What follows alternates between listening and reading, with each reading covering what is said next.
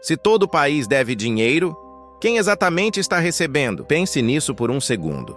Estados Unidos endividados, Europa endividada, Japão endividado, Brasil endividado, China endividada. Todo mundo deve. Mas dívida não some no ar. Toda dívida existe porque alguém emprestou. Então, quem é esse alguém? Hoje você vai entender algo que quase ninguém percebe. O sistema financeiro global funciona como uma máquina silenciosa de transferência de riqueza. E a maior parte das pessoas vive dentro dele sem perceber quem realmente está no topo. E o mais importante, isso afeta diretamente sua moeda, seus impostos, seus investimentos e até o quanto seu salário vale no mundo real. Vamos começar pelo básico. Quando um governo precisa de dinheiro, ele não imprime simplesmente do nada. Pelo menos não oficialmente. Ele emite títulos da dívida. É como se dissesse: me empreste agora que eu te pago depois com juros. Esses títulos são comprados por bancos, fundos de investimento, fundos de pensão, seguradoras, governos estrangeiros e bancos centrais. Ou seja, quem empresta para os países não é uma entidade secreta única. É uma rede gigantesca de instituições financeiras espalhadas pelo mundo. Mas aqui está o detalhe que muda tudo. Mesmo que os credores sejam muitos, o sistema inteiro é estruturado para beneficiar quem já tem capital. Quando um país se endivida, ele começa a transferir parte do seu orçamento todos os anos para pagamento de juros.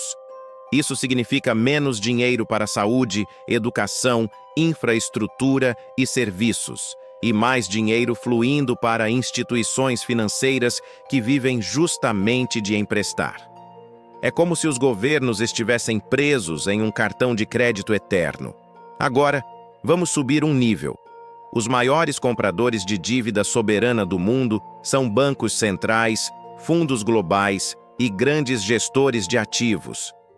Estamos falando de instituições que administram trilhões de dólares.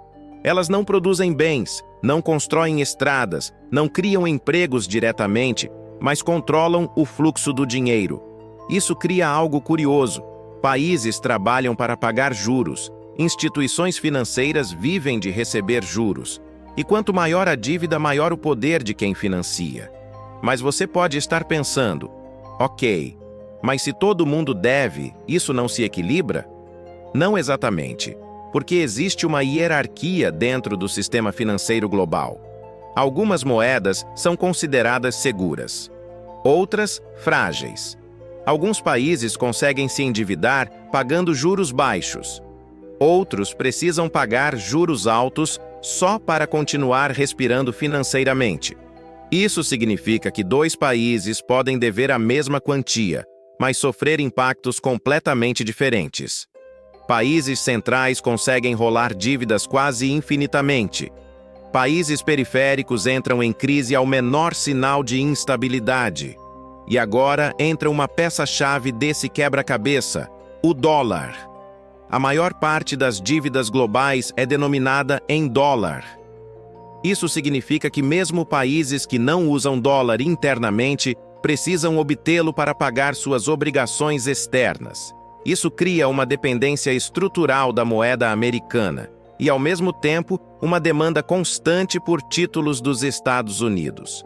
Na prática, isso permite que os Estados Unidos se endividem mais barato que quase qualquer outro país do mundo. Mas isso não é mágica, é poder monetário. Agora vamos ao ponto mais importante. Se os governos pagam juros e os bancos recebem juros, quem financia isso tudo? Você. O pagamento da dívida vem de impostos, inflação, cortes de gastos ou emissão monetária. Ou seja, vem do seu trabalho, do seu consumo e da perda de poder de compra ao longo do tempo. Mesmo quando você não percebe, está pagando juros para alguém, através do Estado. É por isso que, ao longo das décadas, países ficam mais produtivos, mais tecnológicos, mais ricos, mas as pessoas continuam sentindo que a vida não melhora na mesma proporção, porque parte do crescimento é drenado pelo serviço da dívida. Agora, isso significa que existe um vilão único por trás disso tudo? Não. Esse sistema não foi criado por uma pessoa ou grupo secreto.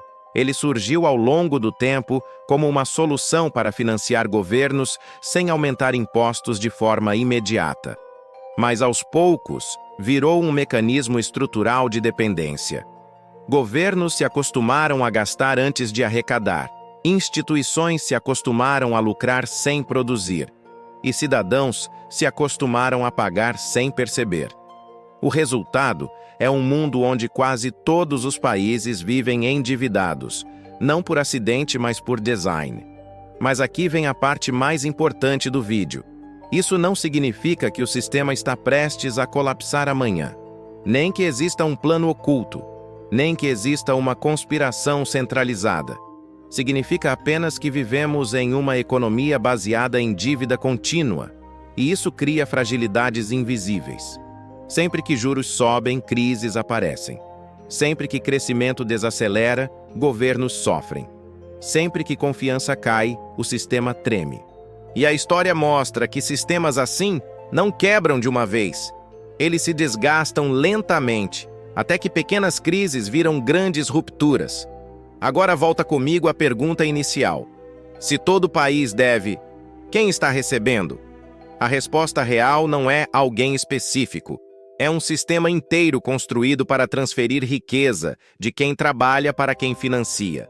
Não porque alguém decidiu isso, mas porque foi assim que a arquitetura econômica global se formou.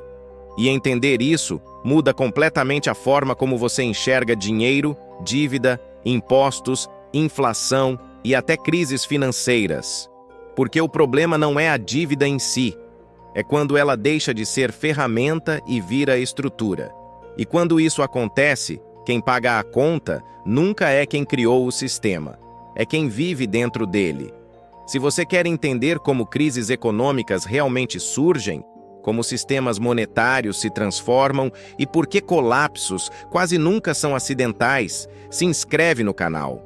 Aqui a gente não trabalha com pânico, nem com promessas milagrosas, só com lógica histórica, economia real e os mecanismos invisíveis que moldam o mundo. Porque quando você entende o sistema, ele perde o poder de te surpreender.